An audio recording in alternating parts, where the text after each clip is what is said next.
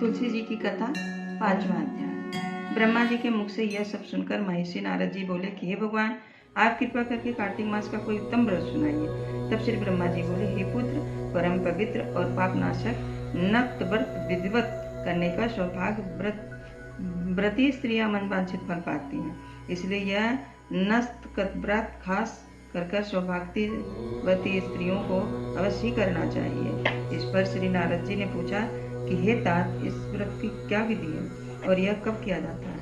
नारद के यह प्रश्न सुनकर ब्रह्मा जी ने प्रसन्न होकर कहा, हे पुत्र, यह गोपनीय व्रत है, किंतु तुम्हारे स्नेह से यह कार्तिक मास का व्रत कहता है, सो तुम सावधान होकर सुनो।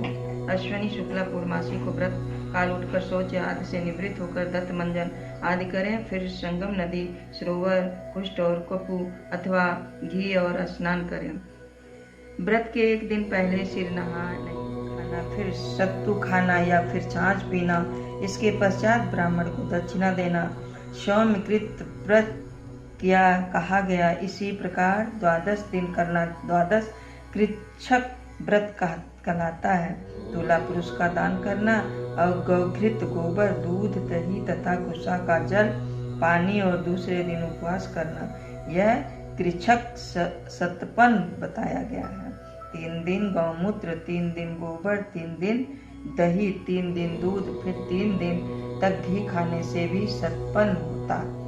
यह समस्त पापों को नाश करने वाला होता है। इसी प्रकार गूलर, कमल, बेल के पत्ते या कुशा का जल प्रतिदिन पीना भी उन कृच्छक व्रत कहलाता है।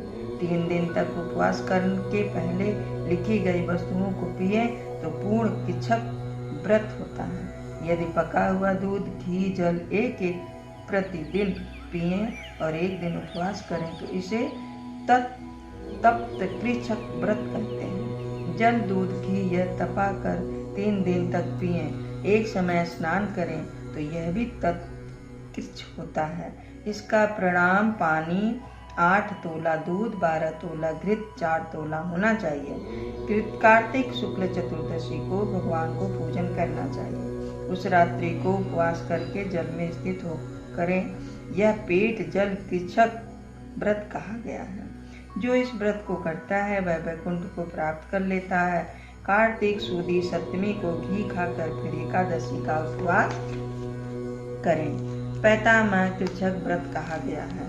यह पैतामह कृच्छक व्रत करने दिन में भगवान श्री कृष्ण चंद्र का पूजन करे तो करने वाला तीनों दिनों लोकों में पवित्र होकर वैकुंठ प्राप्त कर लेता है। कार्तिक सुदी छठ से 3 दिन केवल दूध पिए और फिर नवमी से 3 दिन उपवास करने से महेंद्र कृच्छक व्रत हो जाता है। इसके करने से मनुष्य दुर्लभ वैकुंठ में वास पाता है। 3 दिन अन्न भक्षण करे और 3 दिन तक उपवास करने से पत्र पंचक पत्र हो जाता है। इसे वैष्णव कृच्छक व्रत करते हैं। जो प्राणी एकम और पंचमी तक केवल दही खाए और फिर एकादशी तथा द्वादशी को भगवान का पूजन करे तो उसे परम कृच्छक व्रत कहा गया है। इसके करने से श्वेत दीप वस्त्र मिलता है। और जो शुक्ल पक्ष के कम से प्रतिदिन 1-1 ग्रास बढ़ाता है और कृष्ण पक्ष में 1-1 ग्रास कम करता है तथा अमावस्या को कुछ नहीं खाता तो यह चंद्रमायाण व्रत कहलाता है। 1 ग्रास तोले के बराबर होता है, या यूं समझो कि जो भली प्रकार मुंह में आ जाए इतना ही ग्रास होना चाहिए। कृष्ण पक्ष के आदि में और 14 के 5 ग्रास, इसी प्रकार एक पक्ष में 240 पूरे करने चाहिए। इससे भी चंद्रयाण व्रत कहते हैं। जो गौ के 4 स्तनों को दूध पिए और फिर 7 दिन तक 2 स्तनों का दूध और फिर 6 दिन तक 1 स्तन का दूध पिए, फिर 3 दिन तक केवल 22 सेमन भक्षण करे तो यह सोमपान नामक व्रत कहलाता है। यह व्रत समस्त पापों का नाश करने वाला गेहूं तथा चावल की कांजी, दही, दूध, घी, जल और पंचांग निम्नलिखित सब चीजों नियम पूर्वक कार्तिक मास में खाने से साप्तायक कृच्छक व्रत हो जाता है। इसके करने से व्रत करने वाले को विष्णु लोक को प्राप्ति हो जाती है, ऐसा शास्त्रों का मत है। बेल, पलाश, गूलर का काढ़ा और गर्म दूध पीकर एकादशी व्रत करने वाला द्वादशी को पारण करे तो निश्चय ही वैकुंठ धाम को प्राप्त होता है।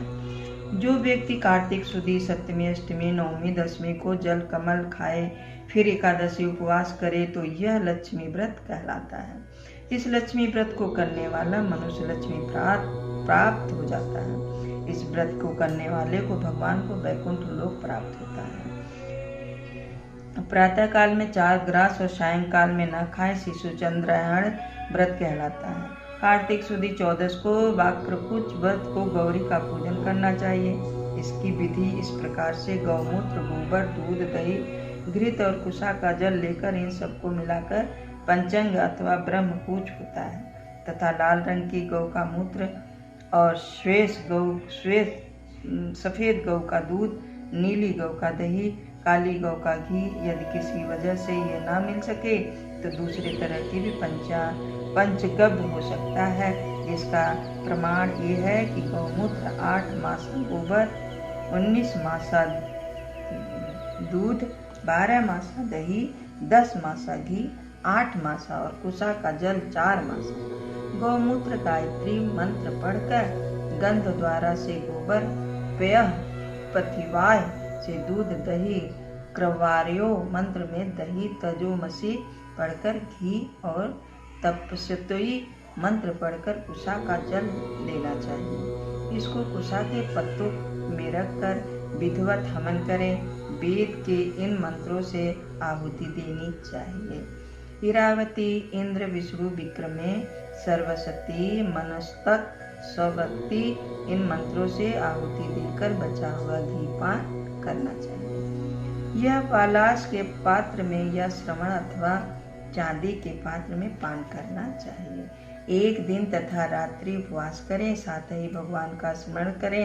यदि स्त्री व्रत करे तो अपने पति को आयु कामना करे और भगवान की प्रार्थना करे। उस दिन भोजन नहीं करना चाहिए। आंवले या तुलसी का पूजन करना चाहिए। व्रत समाप्ति के निमित्त ब्राह्मण को गौदान करना चाहिए। इस प्रकार इन कष्टित व्रत के करने से व्रत करने वाला भगवान का अति प्रिय होता है और वह परम पद को प्राप्त कर लेता है।